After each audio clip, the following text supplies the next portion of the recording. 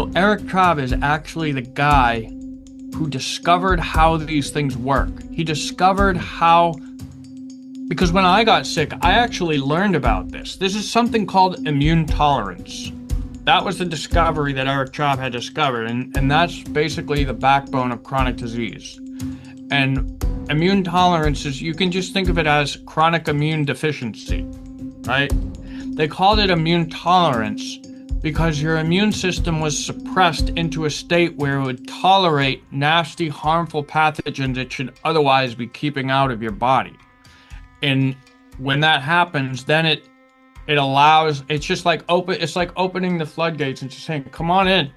I'm not going to fight you. Take over my house, take over this place. There's all sorts of stuff in there you can have, to a group of people. It'd be like that.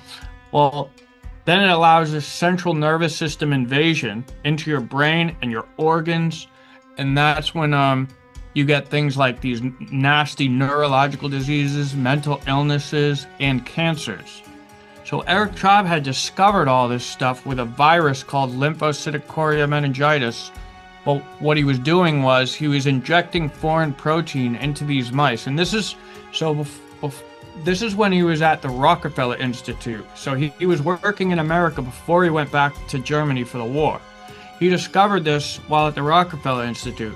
He's like, I want to see if I can reactivate a dormant virus from within a mouse.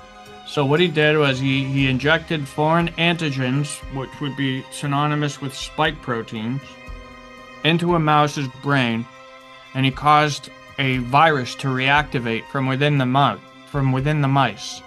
It was called lymphocytic chorea meningitis virus, or LCM virus, and it spread to all the other mice. So he basically started an epidemic from scratch, right? And but if you think about it, that would more or less simulate the same kind of process with injecting other foreign antigens, and we all know where that happens. But I do have him working on this other virus that is a very, very close relative to HIV.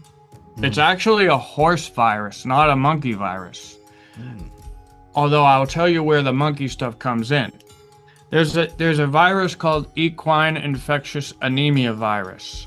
It's a horse virus. It's a horse HIV, right? And he was working on this virus all throughout the war, and then when the Soviets captured Insul Reams, they started really working on that.